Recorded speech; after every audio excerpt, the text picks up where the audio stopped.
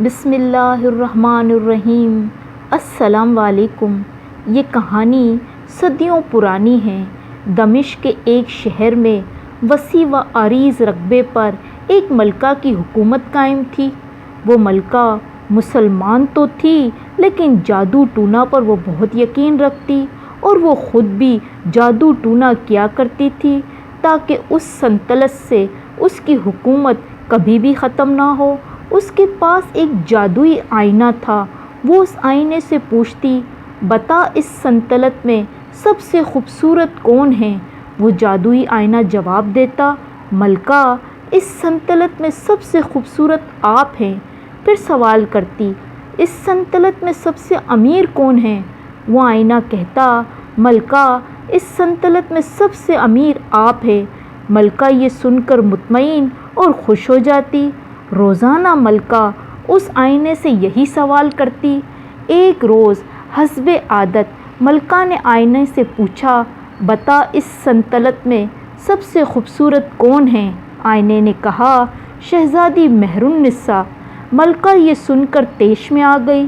شہزادی مہر النساء ملکہ کی سوتیلی بیٹی تھی۔ وہ نہایت ہی حسین و جمیل تھی۔ اب وہ جوان ہو چکی تھی اور ملکہ بوڑھی۔ سو آئینے نے وہی بتایا جو کہ سچ تھا۔ ملکہ حسد کی آگ میں اس کے کمرے میں گئی اور سپاہیوں کو حکم دیا کہ شہزادی کو جنگل میں لے جا کر قتل کر دو۔ سپاہی شہزادی مہر النساء کو جنگل میں لے جاتے ہیں اور باحکم ملکہ ابھی اسے قتل کرنے ہی والے تھے کہ وہاں ایک سانپ آ جاتا ہے۔ سپاہی اپنی جان بچا کر محل میں آ جاتے ہیں اور سوچتے ہیں کہ اس سانپ نے شہزادی کا تو خاتمہ کر دیا ہوگا، لہٰذا وہ ملکہ سے کہتے ہیں کہ ہم نے شہزادی کو قتل کر دیا۔ ملکہ خوشی سے اس جادوئی آئینے سے پھر وہی سوال کرتی ہے کہ اب بتا اس سلطنت میں سب سے خوبصورت کون ہے؟ آئینہ پھر وہی جواب دیتا ہے کہ شہزادی مہر النساء۔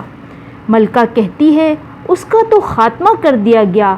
آئینہ کہتا ہے، وہ جنگل میں زندہ ہے۔ ملکہ بذات خود جنگل میں شہزادی کی تلاش میں نکلتی ہے۔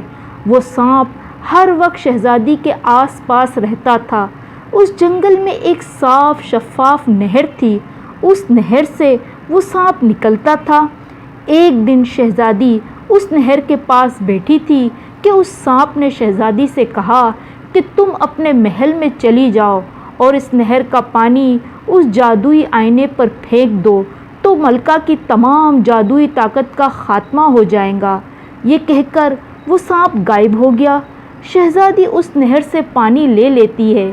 اتنے میں ملکہ شہزادی تک پہنچ جاتی ہے اور اسے محل میں قید کرنے کا حکم سناتی ہے اور اگلے روز اس شہزادی کے سر کو قلم کرنے کی تیاری کرتی ہے کہ شہزادی مہر النساء اپنے ایک وفادار ملازم کی مدد سے اس جادوئی آئینے تک پہنچ جاتی ہے اور اس آئینے میں اسے ایک بھیانک شکل نظر آتی ہے، مگر وہ اس نہر کا پانی اس آئینے پر پھینکنے میں کامیاب ہو جاتی ہے۔